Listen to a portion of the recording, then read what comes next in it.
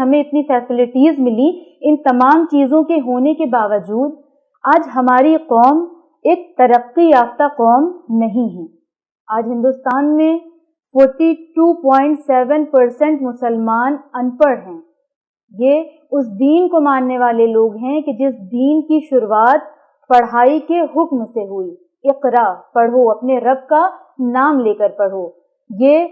قوم اس رہبر کو ماننے والی قوم ہے کہ جس رہبر کا نام حضرت محمد مصطفیٰ صلی اللہ علیہ وآلہ وسلم ہے، اور جس نے علم کے حوالے سے یہ ارشاد فرمایا کہ طلب العلم فریضۃ علی کل مسلم و مسلمہ، کہ علم حاصل کرنا ہر مسلمان مرد اور عورت پر واجب ہے۔ کبھی آپ نے فرمایا کہ علم حاصل کرو جھولے سے لے کر قبر تک۔ ایک دوسرے مقام پر آپ فرماتے ہیں کہ علم حاصل کرنے کے لیے اگر تمہیں چین کا بھی سفر کرنا پڑے تو تم کرو۔ ایک اور جگہ آپ فرماتے ہیں کہ تمہیں علم جہاں سے بھی ملے لے لو۔ لیکن ان تمام چیزوں کے ہونے کے باوجود آج ہم علم کے معاملے میں سب سے پیچھے نظر آتے ہیں، سب سے پیچھے دکھائی دیتے ہیں۔ کیا ہم اسی علی کے ماننے والے ہیں؟ کیا ہم اسی علی کے چاہنے والے ہیں کہ جس نے فرمایا العلم سلطان، کہ علم طاقت ہے، علم قدرت ہے؟ ناظرین محترم، آج کا یہ جو پروگرام آرگنائز کیا گیا ہے، یہ اسی لیے آرگنائز کیا گیا ہے تاکہ اس پروگرام میں ہم زیادہ سے زیادہ علم کے حوالے سے گفتگو کر سکیں، اینڈ اسپیشلی ہم یہ جان سکیں کہ ہمارے ائمہ کے نزدیک، مولائے کائنات کے نزدیک علم کی کیا اہمیت ہے، اور امام علی علیہ السلام اور ہمارے دیگر ائمہ کتنا زیادہ ہمیں انسسٹ کرتے ہیں کہ ہم علم کی طرف جائیں۔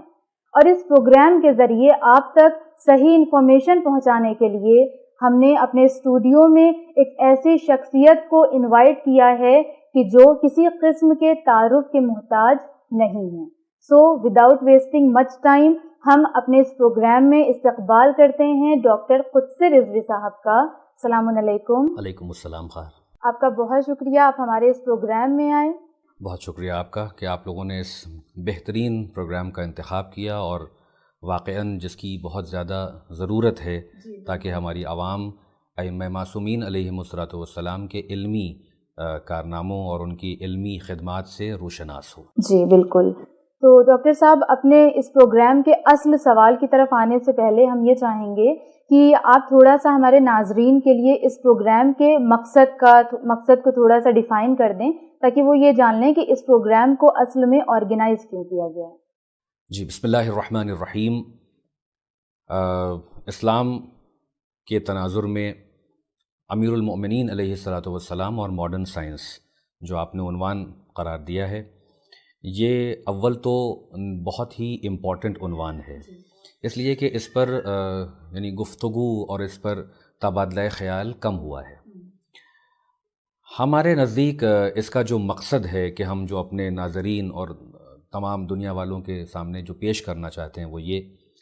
کہ اولاً تو جسے آپ سائنس کہتے ہیں، علوم سائنسی کہتے ہیں، یہ کوئی ایسی چیز نہیں ہے کہ جس سے قرآن یا محافظین قرآن نابلد تھے معاذ اللہ، یا انہوں نے اس پر کوئی توجہ ہی نہیں دی، اس کو اگنور کیا، بلکہ حقیقت حال تو یہ ہے کہ قرآن مجید میں جا بجا اور ائمہ معصومین علیہم السلام کے ارشادات میں ہمیں سائنسی تفکر کی طرف دعوت دی گئی ہے۔ سائنسی اشارات موجود ہیں، اور ایسے دقیق اشارات موجود ہیں کہ جن کو پڑھنے کے بعد موجودہ دور کے سائنٹسٹ نے اس بات کا اعتراف کیا کہ یہ کیسے ممکن ہے کہ 1400 برس پہلے کوئی اتنی دقیق اور ایکوریٹ سائنٹیفک باتیں کر سکے۔ لہذا مقصد یہ تھا کہ وہ باتیں کہ جو عوام الناس تک نہیں پہنچ پاتی ہیں سائنسی عنوان سے، وہ بالخصوص امیر المومنین کی ذات کے حوالے سے ان کے اقوال کی روشنی میں بتایا جائے کہ جس کو آج ماڈرن سائنس ہمارے سامنے پیش کر رہی ہے، یہ تمام باتیں اور اس سے کہیں اور دقیق اور گہری اور کمپلیکس باتیں بالخصوص امیر المومنین علیہ السلام کے اقوال اور ان کے ارشادات میں ملتی ہیں۔ یہ ہمارے لیے بتانا ضروری ہے کہ یہ کوئی ایسی بات نہیں ہے کہ جو ہم نے خود سے گڑھ لی ہو یا ہم نے آج ہی لکھ ڈالی ہو کہ آج ترقی یافتہ دنیا ہے، ڈسکوریز ہیں، لہٰذا ہم نے ان کی اقوال کو گڑھ کے پیش کر دیا. ہم دنیا کے سامنے کہتے ہیں کہ یہ 1000 سال پہلے کی نہج البلاغہ جو کمپائل کی گئی اور جس کے خطبات اس سے قبل کتابوں میں موجود رہے، سید رضی علیہ الرحمہ نے اس کو کمپائل کیا، جمع کر لیا، جبکہ یہ خطبات موجود تھے. تو خطبہ دینے والا 1400 برس پہلے تھا. اس نے اس دور میں یہ خطبات دیے، یہ اقوال پیش کیے، یہ گہری باتیں پیش کیں کہ جس دور میں جہالت اپنی انتہا پر تھی، جہاں عرب میں اگنورنس کا ماحول تھا، جاہلیت جو ہے وہ دھیرے دھیرے دور ہو رہی تھی، لیکن لوگ اس لائق نہیں تھے کہ ان دقیق گفتگو کو سمجھ سکیں. امیر المومنین نے ان کی عقلوں کے مطابق اور ویسے ہی الفاظ کا انتخاب کرتے ہوئے کچھ ان تک بھی پہنچایا، لیکن بہت کچھ بعد میں آنے والوں کے لیے چھوڑا کہ جب دنیا ترقی یافتہ ہو جائے اور اس کے اندر عقل و شعور بیدار ہو جائے اور علم کی بھوک بڑھ جائے، تو وہ میرے اس کلام کو، میرے ارشادات کو، میرے اقوال کو پڑھ کر سمجھے کہ میرا ذہن کس عروج پر تھا. یعنی یہ کل علم کہ جن کے پاس اللہ نے اپنے علم کا جن کو مظہر بنا کے پیش کیا، انہوں نے انسان کی ہدایت کے لیے ایسے اقوال ہمارے سامنے پیش کیے کہ جن پر ہم کو غور و فکر کرنا چاہیے اور اپنی سائنٹیفک انکوائری کو ان کے اقوال کی روشنی میں رکھنا چاہیے، اور ان کے اقوال سے ہم بہت کچھ سیکھ سکتے ہیں تاکہ ہم مؤمنین کو، مسلمین کو، دنیا والوں کو بتائیں کہ اسلام نہ سائنس کا مخالف ہے، نہ سائنٹیفک انکوائری کا مخالف ہے، نہ سائنٹیفک ڈسکوری اور ایکسپیریمنٹس کا مخالف ہے، بلکہ وہ تو اپنے ماننے والوں کو اور تمام انسانوں کو علم کی طرف دعوت دیتا ہے اور کہتا ہے کہ تم علم حاصل کرو، اور ایک مقولہ دے دیتا ہے، بالکل ایک یونیورسل گائیڈ لائن کہ فَاسْأَلُوا أَهْلَ الذِّكْرِ إِن كُنتُمْ لَا تَعْلَمُونَ، پوچھو جاننے والوں سے جبکہ تم نہیں جانتے ہو. بقیہ لوگوں کے ہاں اگنورنس کو پروموٹ کیا جاتا ہے کہ زیادہ سوال نہ کرنا. یہ جو آپ نے ابھی یہ حدیث فرمائی کہ پوچھو جاننے والوں سے، تو کوئی یہ ایکسیپشن آیت نہیں قرآن. کیا ہے. جی تو یہاں پہ کوئی ایکسیپشن نہیں کیا ہے، مطلب جو بھی جاننے والا ہے آپ اس سے پوچھ لیجیے، کوئی بھی ہو. یعنی علم کو اگر اس کو مخصوص کیا جائے تو چہاردہ معصومین علیہم الصلوۃ والسلام، اور اگر اس کو وسعت دیا جائے تو ہر وہ شخص کے جو صاحب علم ہے، جس نے تگ و دو کی ہے، محنت کی ہے، تفکر کیا ہے، کچھ حاصل کیا ہے، اس سے پوچھو. اس لیے کہ امیر المومنین خطبے میں ایک جگہ کہتے ہیں کہ علم یعنی جب نہیں جانتے ہو تو پوچھو. جو پوچھتا ہے وہ کبھی شرمندہ نہیں ہوتا ہے، اور جو نہیں پوچھتا ہے وہ اپنی جاہلیت پر اکڑا رہتا ہے کہ جانتا بھی نہیں ہے اور دکھاتا ہے کہ میں جانتا ہوں. لہٰذا جو سوال ہے وہ علم کی کنجی ہے. لہٰذا ہم نے اس پروگرام کے ذریعے یہ سوچا کہ ہم ماڈرن سائنٹیفک ڈسکوریز اور جو ماڈرن تھنکرز ہیں ان کے اقوال اور مولا کائنات کے اقوال کی ایک کمپیریٹیو اسٹڈی کریں، اور یہ بتائیں کہ جو باتیں 20ویں اور 21ویں صدی میں بتائی گئی ہیں وہ 1400 برس پہلے ان سے کہیں دقیق طریقے سے امیر المومنین فرما کے چلے گئے. بہت شکریہ ڈاکٹر صاحب. اور اس کے علاوہ جیسے قرآن مجید میں ملتا ہے